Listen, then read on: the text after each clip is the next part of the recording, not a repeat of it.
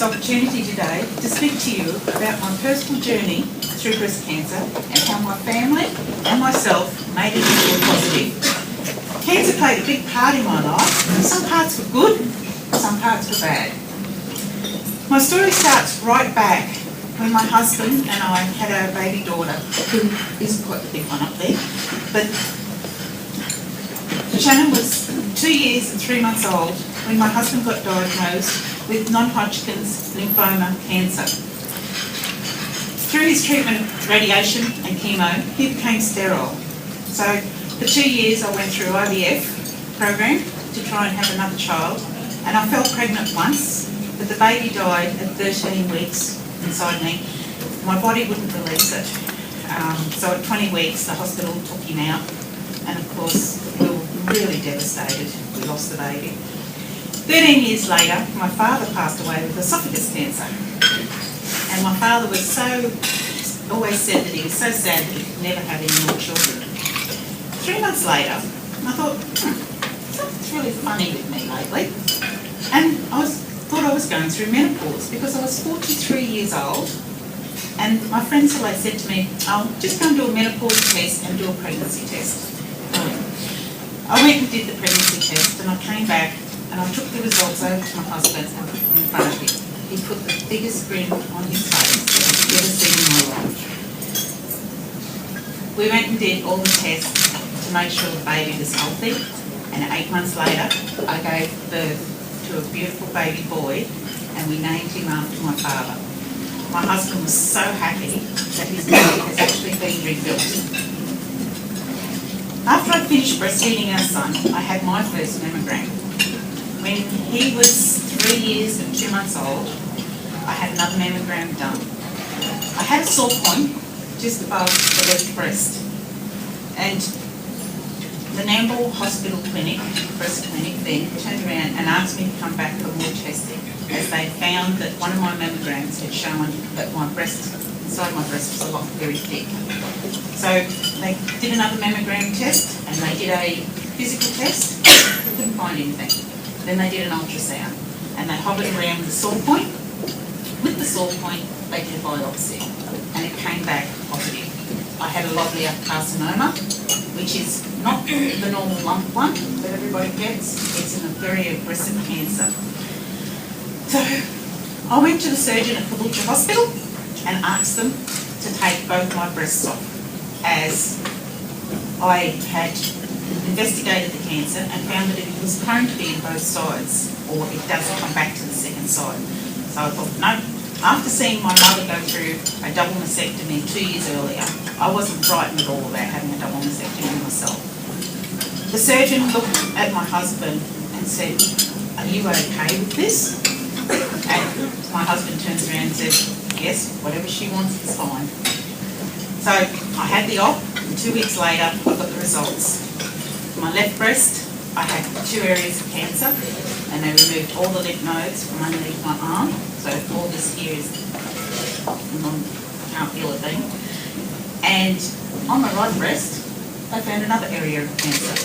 So I would have to be the luckiest lady in the world, because if I hadn't have taken both my breasts off that day, I wouldn't be here today. I wouldn't be alive. I feel so comfortable and natural with my look, and I feel so free. Before I went through chemo, Tracy, my hairdresser from Caboolture Cuts and Curls, as you can see in some of the photos, she cut my hair shorter and shorter and shorter, so the transition between losing my hair through the chemo was not going to be so bad. The day before my treatment, my daughter and a friend shaved my hair off, and through that day they did a lot of different haircuts, and oh my God, some of them were absolutely hilarious.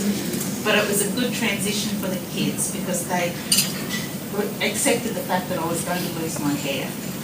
And I learned to love having a bald head. It was quite natural. I worked full time for Woolworths through all my chemo, and I stayed so positive through it all as well. Just after finishing chemo, the Cancer Council contacted me and asked me to undergo a study to determine the difference between the rural and city treatments. I had medical tests done and blood tests done every 6 months for 2 years. They were fantastic with all the results that they gave me and the support that they offered me.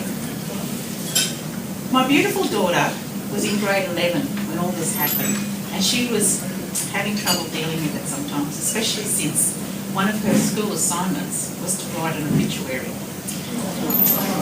It was just so hard for her under the circumstances. One day she came out to me and she gave me a picture that she just drawn. The picture was of a butterfly. A butterfly with the breast cancer symbol in the middle of it. Butterflies were my favourite thing at that stage because they're a symbol of new beginnings. That's what they mean. Shannon put it on Facebook and everybody loved the story. This is her story. This is the tattoo that I designed that I'm going to get one day. It's the one that means the most to me because it represents my beautiful mother and my grandmother and their fight against breast cancer. I love them both. And my story is, a butterfly starts its life as a caterpillar. Then it goes into a chrysalis, which is when you go through your cancer and your treatment. When you finish your treatment, you break out of your chrysalis and you're a beautiful butterfly with a new beginning of life. I had a lot of people asking me to put the symbol onto shirts, hats. So I approached the local Strutty store, and now we have polo shirts, caps, stubby coolers, pins, posters. And my daughter also set up a website, and if anyone's wanting to go onto it, it's www.newbeginnings-online.com. It tells my story and it shows the merchandise that is available, and all profits are donated to the Cancer Foundation, Breast Cancer Foundation.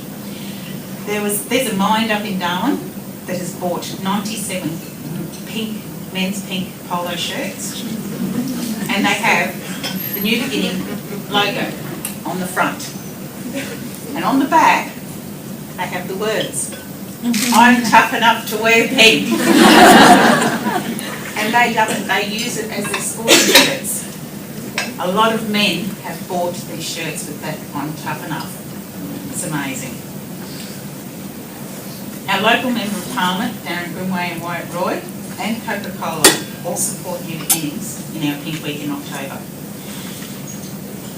In January this year, I had to undergo a hysterectomy due to the side effects of the medication from my breast cancer.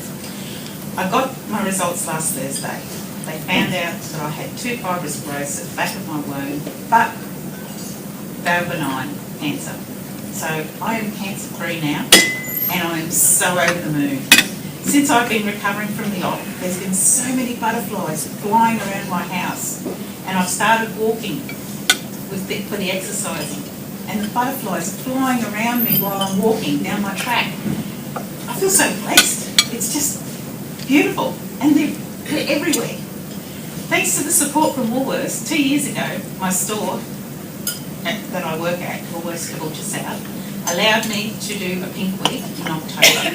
We raised $2,676 in the first week, and last year, in our Pink Week in October, and we had a girls' night in on the Saturday night, we raised $3,987.50 in 5 days from 5 stores. And this year, the area manager wants me to do 9 stores with the New Beginning Pink Week. All funds that are raised are donated to BCNA, Cancer Council and Breast Cancer Associations. Thanks to Michelle at the Commonwealth Bank at Caboolture for helping me count the donated money. Also, thank you to all my family and my friends who have been a great support to me through my breast cancer and the New Beginnings. Thank you for your time.